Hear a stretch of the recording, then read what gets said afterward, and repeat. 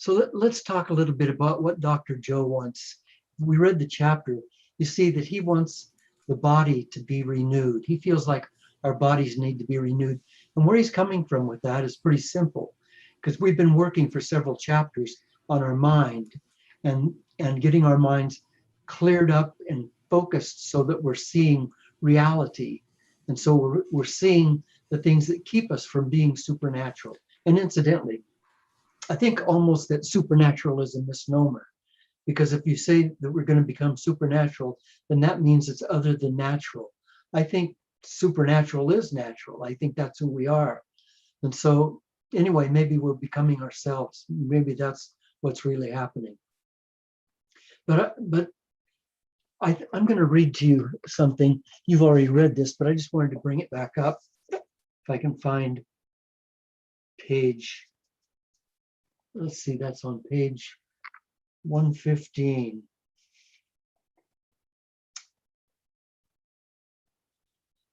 And he's talking here about the loop of thinking and how thinking gets us in trouble. Now let's look at how the thinking feeling loop works in relationship to the body's energy centers. Remember the energy centers, the chakras? And we're talking specifically tonight about those lower three chakras, which are pretty much the survival chakras, because that's where we get in trouble. So that's where we're focusing tonight, especially the first three, the survival the survival centers, where it causes the most problems. That's because most people's thoughts and feelings activate those energy centers. As you'll remember from the previous chapter, each of the body's energy centers has its own individual energy, information, glands, hormones, chemistry, and neuroelectricity, neurocircuitry, its own neurocircuitry, and its own individual mini brain or mind that really each has a mind of its own. We're talking about each of those energy centers, those lower three, the one that's kind of at the bottom of your spine coming forward, right about where the pubic bone is, and then the next one is between there and your navel, and the next one is between your navel and your heart, just below your ribs. Those three, those are the three that were first developed when we came from reptilian age into being who we are. Those are the first three chakras that developed in coordination with our developing brain. So, and those are still pretty primitive, and they're fight or flight, they're survival, they're eat or be eaten, they're reproduce, they're pretty basic chakras, pretty basic information and centers. So these mini brains become programmed in the body to operate subconsciously through the autonomic nervous system. In a way, each center has its own energy and corresponding level of consciousness, and each is associated with specific emotions corresponding to that center. So what Dr. Joe is saying very eloquently and very accurately here is that each one of those chakras has a mind of its own. Like, and just imagine that there's a mini mind, a consciousness actually, in each one of those chakras. In each one of those chakras, each one of those minds has its own hormones, its own nerve centers, it has its own glands. And so each one of those occupies a pretty powerful part of our overall body. And as we will see tonight, it occupies a pretty important part of our overall mind. And the reason for that is that negative emotions like anger and guilt and hatred and revenge and disgust and guilt and shame, all of those are stored in the body, because what happens is that when we think things, and we've been through this before, we know this, when we think things, then those thoughts become feelings, don't they? As soon as we begin to think something, then that thought turns into a feeling. You can think about a friend that you really like, and you have a certain feeling that comes with that thought. You can think about something awful that happened to you, and a feeling comes with that thought. So the thoughts are the precursors for feelings, and the feelings then release certain chemicals in the body, into the body. And those chemicals go to the parts of the body that are responsible. So those lower three chakras, those lower three energy centers, are where we harbor guilt and hate and shame and anger and needs for revenge and self-disgust and self-loathing and all of those things that are negative, that tear down rather than build up, are anchored in those lower three chakras. Now, that's not to say that those lower three chakras are bad. It's just that that's where that stuff lands. Those three chakras can also be incredibly beautiful, but they have to be trained to be incredibly beautiful by your thinking. Because if your thinking is thinking the kind of thoughts that are advantageous. An example. I had a friend who was really, really good martial artist, black belt judo champion, and he was really amazing. So we were on an island. We were doing a wilderness expedition, and we were on an island, and some of the natives came, and they were going to cause some trouble. And this guy could have pretty easily taken 3 or 4 of those people out right away. But instead, because he knew he could, because he knew what his powers were, he was confrontive. I mean, he was right there. He was looking right in their eyes, but he was absolutely 100% peaceful, cooperative, beautiful. So his lower chakras were not fight. His lower chakras were tuned to becoming powerful as a peacemaker. So you see, you can convert those chakras and make them into something more powerful. So here's what happens though. All of those thoughts come in and turn into chemicals, and those chemicals become energy, and the energy goes into the body. And you know that energy, as we've talked about before, energy travels in waves, doesn't it? And waves are frequencies. They're frequencies. That's what wave sets are, frequencies. And all frequencies carry information. All frequencies carry information. So when you have the anger or guilt or revenge or disgust or whatever that is going into your thought process, it turns into the chemicals that go into those centers. And after a while, the thought process stays in those centers, so that whenever you think of that person, or you think of that incident, or you remember that car accident or whatever it is, you immediately, those chakras begin to respond with more anger and more revenge or regret or whatever, anger. And so you can get past that. But we have to remember that all through our body, those cells, each cell has consciousness, doesn't it? Each cell of your body, trillions of cells, each has consciousness. They're not all mass. They're not all the same. Each one is separate and different. Everyone is separate and different.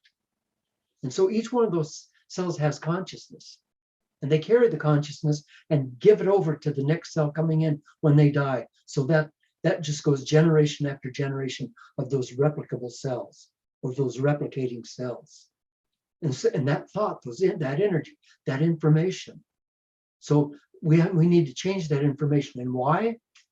Because our subconscious mind, which is what I'm talking about, our subconscious mind makes up a whole of our body. All of the cells of our body carrying that information. That is our subconscious mind. So, and Dr. Joe teaches us that our mind becomes our body, and now my body is my mind. And my body, because it's subconscious, my body is making deliberations and decisions that consciously I know nothing about. So 95% of my consciousness is subconscious, is my body. 95%. That means only 5% of me is trying to operate and make things go the way I want them to go. The other 95% are trying to make sure that things stay the way they've been. Challenge, right? A real challenge. But we can do it, and that's part of what Dr. Joe's teaching us in this book. There are ways to get past that. There's ways to bring the body back into balance. And this whole chapter and the ensuing chapters for a little while are about realigning the consciousness of the body so that it is equal with the consciousness of the mind, so that the two work in coherence rather than against each other. I remember a minister in Southern California had just finished a church service, beautiful church service. And he went out to his car and somebody walked by his car and slammed his hand down on the hood. Just a mean guy. The minister went crazy. He was in that guy's face like that quick. And he was threatening to mop up the garage with him. The other guy was kind of terrified and left. And this minister, a beautiful, peaceful, loving, kind man, but that's only 5% of him, the part that he's conscious of. The 95% of him, which was raised with whatever kind of violence or whatever, got targeted by this guy slamming his hand on the hood, and he went crazy. We do that, but maybe not to that extent, quite often. In fact, many times each day. And we don't know that we're doing it because, again, it's subconscious. Most of what we do throughout the day, most of our thoughts, most of our actions are unconscious.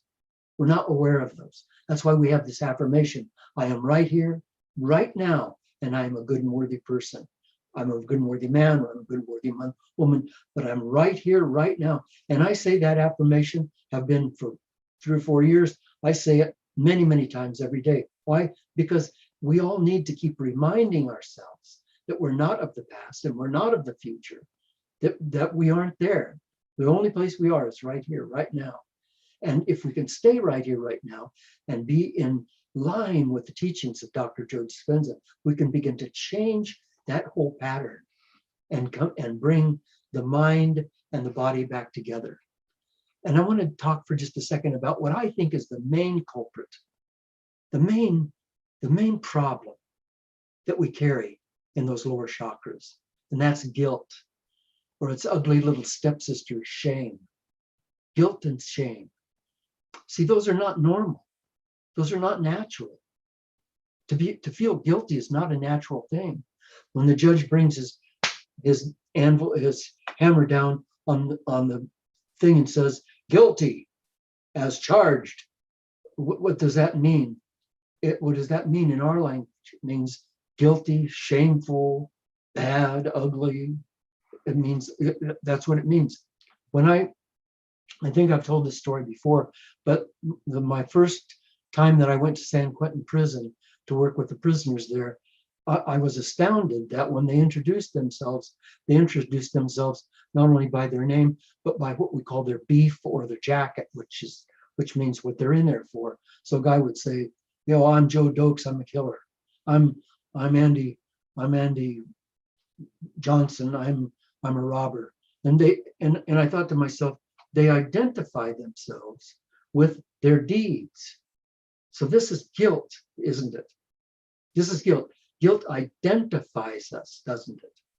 And once it identifies us, then we have no choice subconsciously, 95% once again, we have no choice but to act as though that were true about us.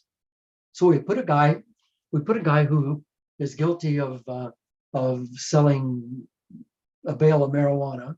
We put him in jail, in prison for 20 years. And in the 20 years, he learns what a bad person he is. He learns what an unsavory, bad person he is. And he's filled with guilt and shame. And his identity becomes that. And then they let him back out and say, be good. He can't be good. They've taught him who he is bad. And so 95% of him is going to react in that way. It's going to be darn hard for him to not continue to do crime, because that's the only thing he thinks he's worthy of. So you and I are the same way in many ways. We're also imprisoned in whatever guilt there is that's lodged in our subconscious minds, in our subconscious. And the subconscious mind is so, I may have told you this before, and if I have, please forgive me, but it's worth telling. Many, many years ago, when computers were these giant things about the size of your bedroom, some very wealthy people asked British physicists to if he could build a computer that would equate the intelligence and the wisdom of the average subconscious mind. So he said yes. So they gave him some money and he went to work. And he hired some other people and they did some research and they did some work. And about 6 months later, he went back to the people and said, I can't take any more of your money because we can't do this. They said, why can't you do it? He said, well, if we could do it, now I'm not sure we can do it, but if we can do it, we now know that it would have to be packaged in a box the size of the Empire State Building for the average person's subconscious mind. The average person's subconscious mind. And that's not all of the problem. The problem is that once we got it there and turned it on, it would begin immediately to recognize other things around it, and we'd have to start building another building. So that's your subconscious mind. That's your subconscious mind. You have not hundreds or thousands or billions, but trillions. The word T, trillions of different elements of experiences and ideas and thoughts and memories and opinions and beliefs all going around inside of there. And you know what? They're like dominoes. They all line up. They all get in line because they have to be in coordination. Otherwise, you end up in a loony bin. So they've all got to, your subconscious mind's all got to be pretty much stacked together. And so your belief system is pretty much iron hard, and it's also replicable. In fact, you believe it so strongly because it all makes sense to you because all the pieces line up. Now comes a new experience. But this experience doesn't line up with the old experiences. Here's what happens when a new experience comes. You don't experience it. One thing, you maybe don't experience it at all. It happens, but you don't experience it. Like something happens in front of you and you just don't see it. You're looking, but you just don't see it. Have you had that experience? You're looking, people say, did you see that? Did you see that? And you say, what? I didn't see it. If it doesn't fit, you don't see it. If it doesn't fit, you don't experience it. If you can't help but feel it and experience it, you before you can stick it down into your subconscious mind, you shift it around and change it so that it will fit with your belief system, because that's what we're talking about, isn't it? Your subconscious mind, we're talking about your belief system, abbreviated BS, belief system. So that belief system is running my life. And that's bad news. The good news, what if I could get that belief system, that much power on my side? What if I could get that much belief system to help me, to work with me? That's where we're going, my friend. That's where we're going. So whatever it is that's haunting you, whether it's ill health, or whether it's relationships, or whether it's finances, or whether it's deep anxieties of one kind or another, or career or creativity, or whatever it is that's going on for you, it's being run by your subconscious mind.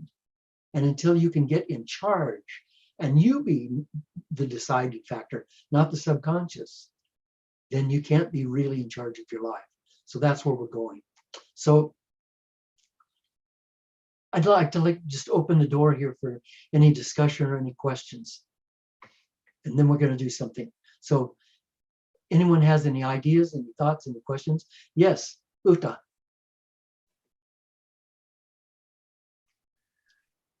Okay, you've been touching on something that came up for me this past week since our last class.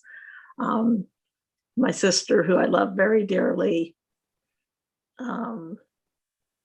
she found to book because they've got dental appointments, and when they come to town, they stay with me, and that's cool. I'm always happy to have them. In this case, like she's very much in the news cycle. The whole spends 24/7 worrying about COVID and all of that. She was so concerned about the politics in the States that she was watching that 24/7 and takes it on like gets really stressed out about all of these things going on. And in this case, she's encouraged me to get a vaccine, and I was cool with it. I didn't feel strongly one way or the other, so I decided I might as well get it, and I booked it and stuff, and she knew that. But I happened to throw out there that I wasn't really that concerned about getting my appointment for the vaccine, that I felt perfectly fine either way. It wasn't like, and that just set her off. She became like livid, asked me, well, how can you say that or whatever, which I followed up with basically my sense of faith in my eternal nature and that there was more to life or something. I mean, I don't remember exactly how I worded it. And her reaction was as though I had taken her and slugged her across the face a couple of times and called her the worst names or whatever, all for expressing my sense of there being a greater reality. So Uta, you can see now, this is an excellent example. You can see clearly now that your sister's operating on 95% of unconscious beliefs and ideas, and they're all alive. They're not dead.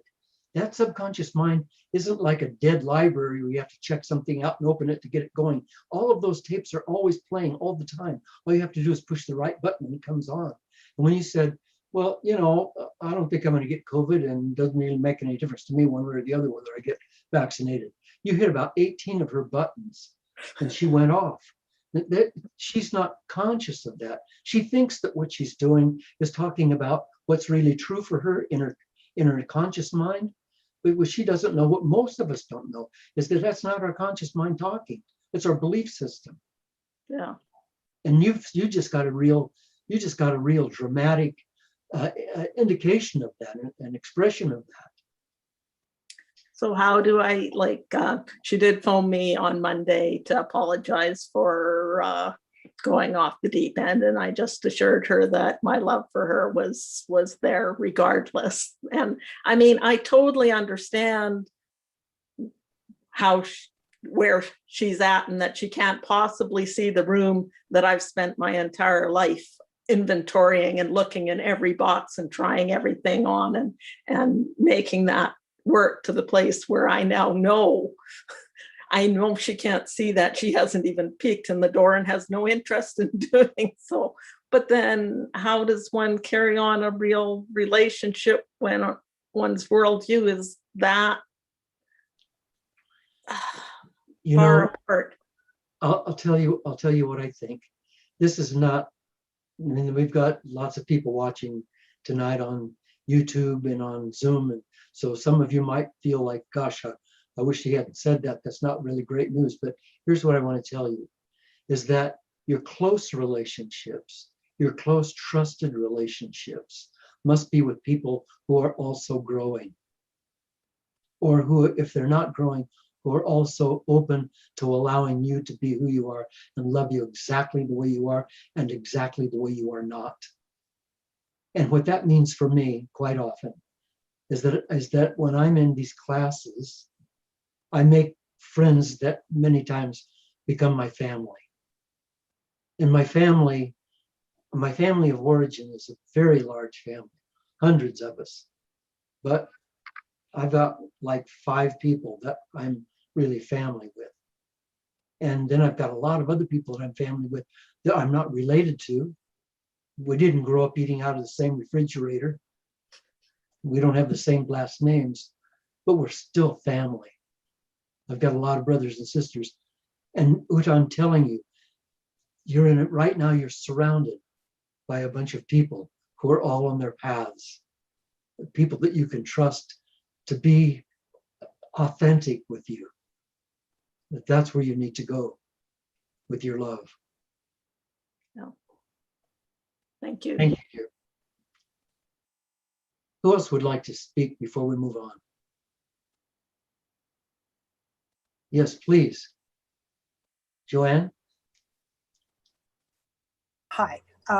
I've been doing the Blessing of the Energy Centers meditation, and I don't know whether it's my subconscious, but I'm not sure if I'm doing it right. So would my doubt be part of my resistance, my subconscious resistance? Because I don't have a context. I mean, I've been doing it, I've been listening to it. I did it about 5 times since last week.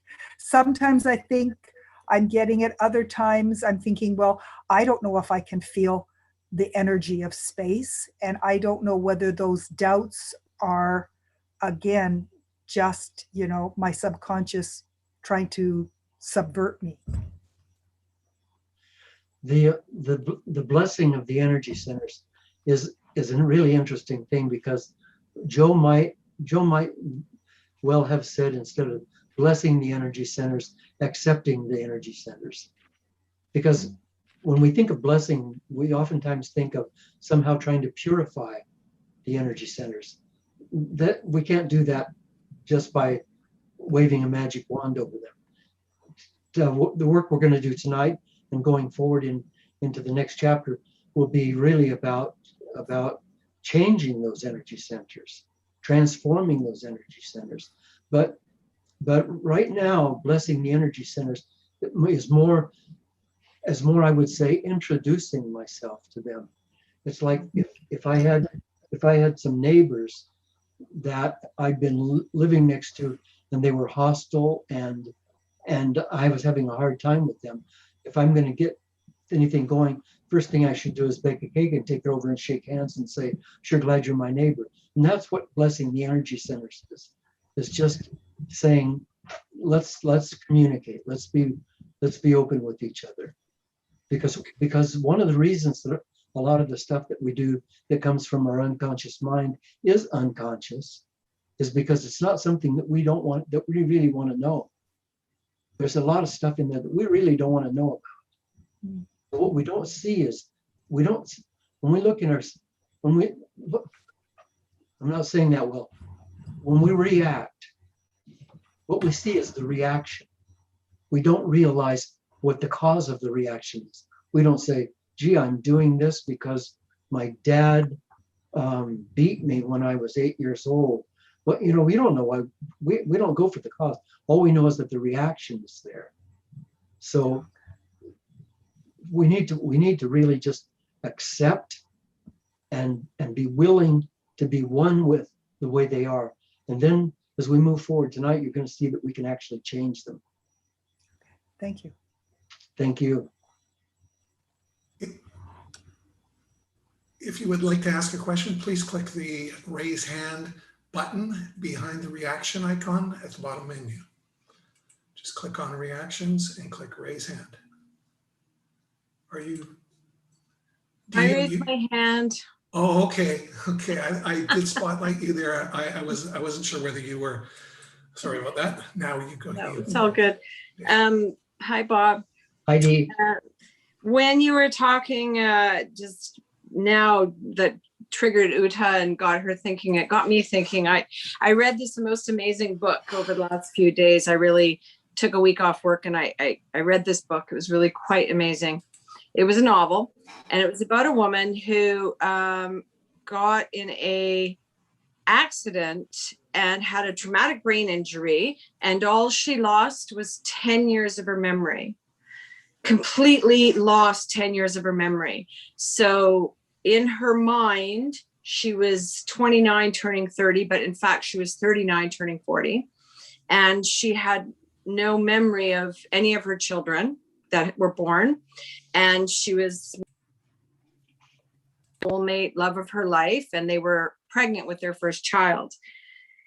And when she woke up from this accident, and she was completely fine except for her memory loss, she was completely shocked, and everybody was very vague about telling her, and the state of her life was so radically different that what she was like, this can't be true. I'm madly in love with him. And what do you mean I have 3 children? And it was insane. But what was really profound for me, and it was really beautiful, was that she had basically spent 10 years on a path that wasn't really her. So when she woke up from this unconscious. She was unconscious. She became herself again, and she was like, why would I divorce him? I love him. What's going on? Why is my neighbor not talking to me? And she unravels her life and all these little things that have made her into someone she wasn't. And so she had to ravel everything back.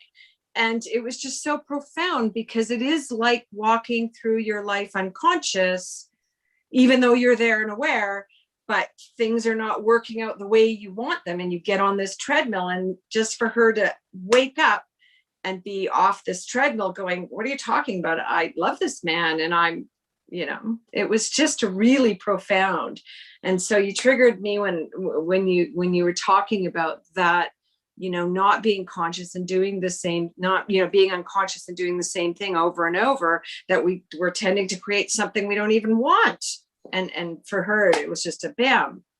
So I thought it was really profound. Dee, I so deeply thank you for sharing that. I really do. There couldn't have been a better example of what we're talking about tonight. It's almost like Great Spirit brought you that book and said, here, read this before the next class. Yeah, it's called What Alice Forgot. If anybody wants to read it, it's Alice Forgot. What Alice Forgot. Oh, What Alice Forgot. God, what a great story. God bless the author. She was really, really on top of herself when she wrote that. My sister's name is Alice. Author, wasn't it? I don't know. I don't think so. It's okay. It's okay. Listen, gang, we're going to go to breakout rooms. We're going to go to breakout rooms. You're going to have 20 minutes in your breakout room. And here's the question. How has guilt affected my life and the lives of those I love? Now, I said that guilt is the big enemy, guilt and shame. Guilt's the big enemy. Guilt is a disease. It's a planetary disease. It's way ahead of COVID-19. It's infected almost everyone on the planet and caused them to behave in such a way that they don't trust each other and that they themselves are not trustworthy. Guilt. You're going to have to dig a little bit. You're going to have to open your mind and open your heart and be willing to be vulnerable and share how has guilt affected my life and the lives of those I love. Make sure that everybody gets turned. Please stay on topic. Go. You read about it in this chapter. Well, I went online and found it. You can buy it, but I went online and found it for free, and we can give you the link so that you can go do it for free. And it's 46 minutes long, so we're not going to do it all tonight, but we're going to do a little bit of it. We're going to do about 11 or 12 minutes of it. So if you'll just get yourself in a comfortable position and be ready for a different kind of meditation. This is very different, but Joe's trying to teach us something. Just be open.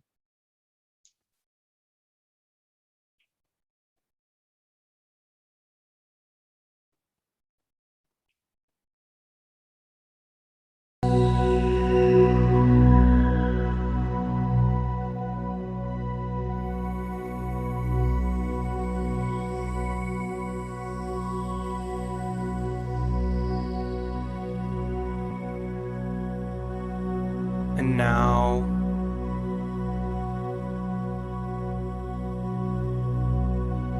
can you become aware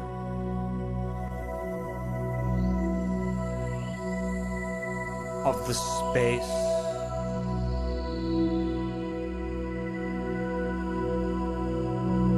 in the center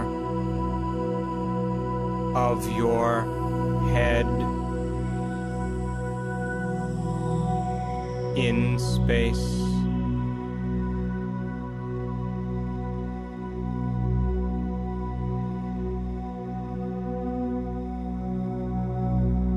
And can you feel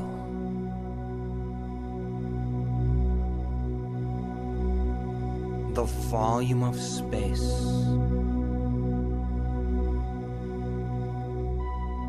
that the center of your head occupies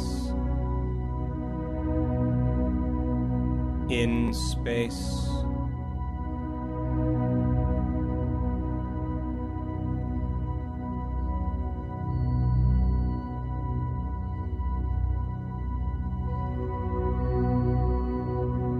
And can you become aware of the volume of space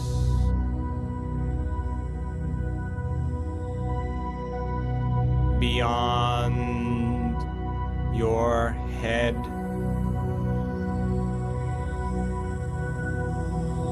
In space.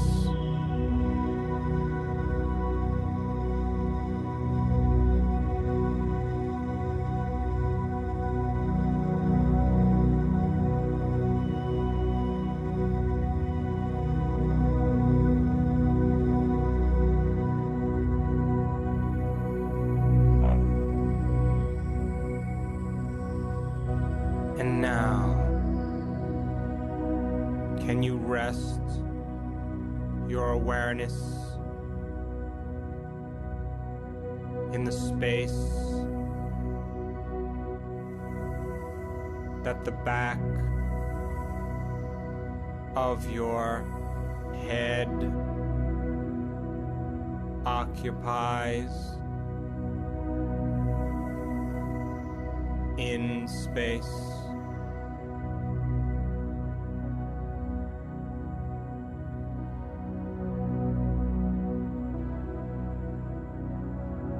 And can you sense the volume of space that the back of your head occupies in space?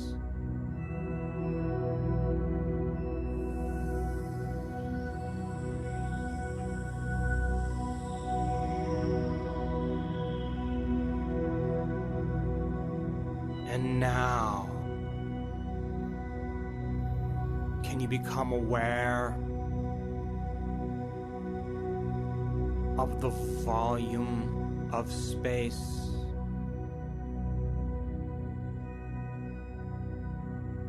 around your head in space?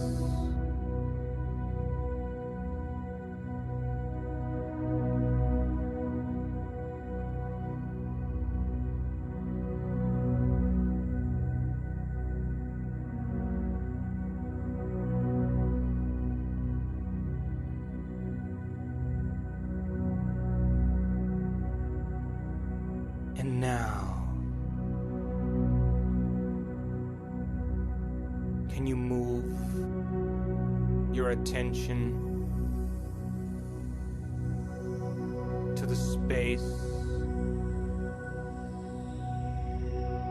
that your throat occupies in space?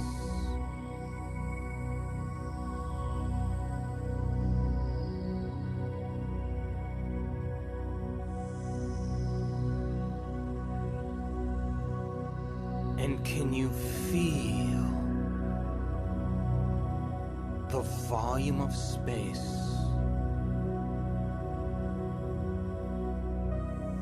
that your throat occupies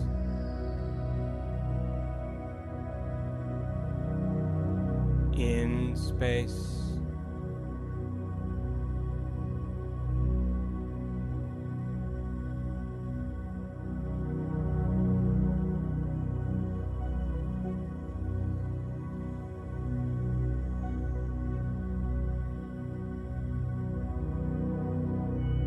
And can you become aware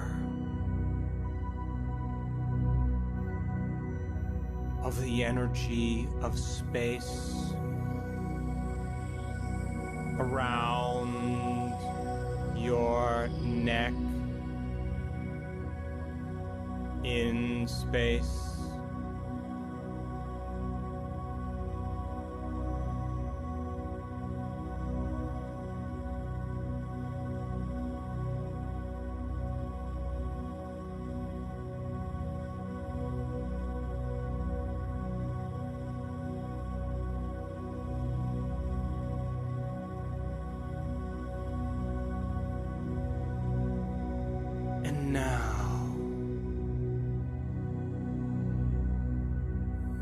can you rest your awareness in the space in the center of your chest, in space?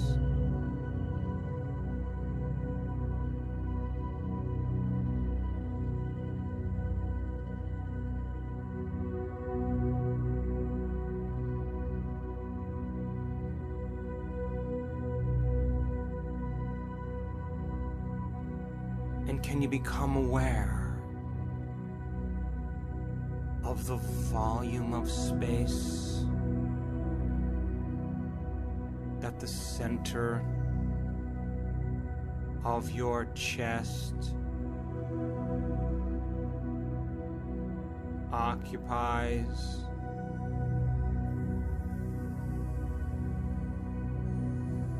In space.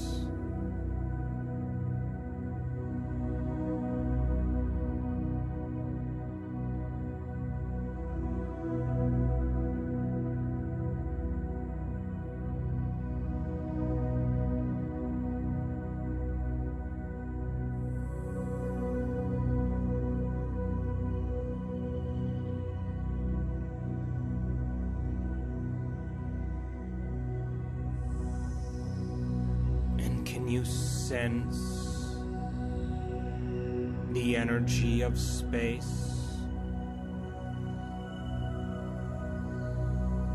beyond your torso, around your shoulders, in space?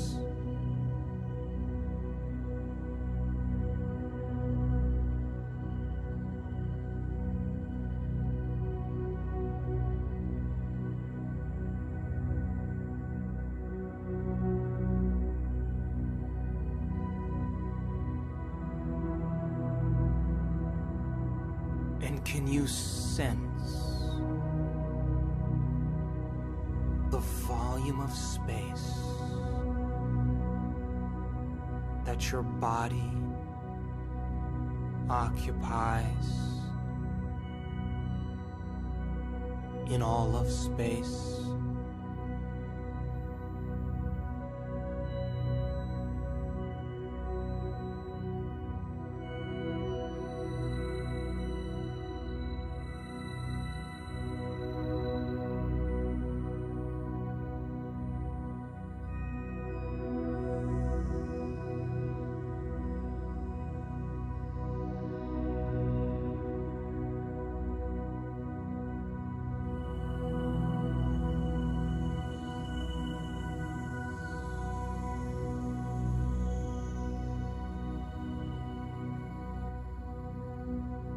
And now it's time to become nobody. No one, no thing, nowhere.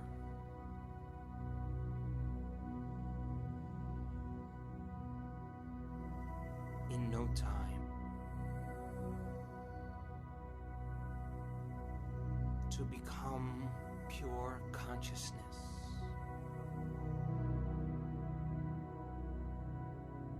and to unfold as an awareness in the infinite space.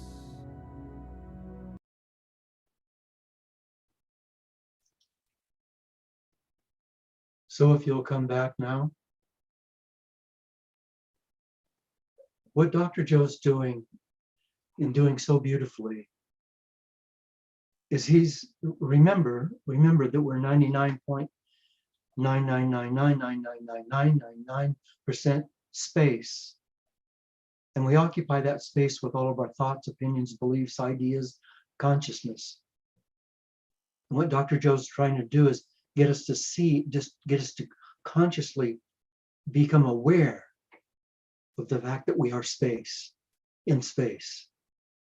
And because of that, we're the boss. We can put whatever we want in that space.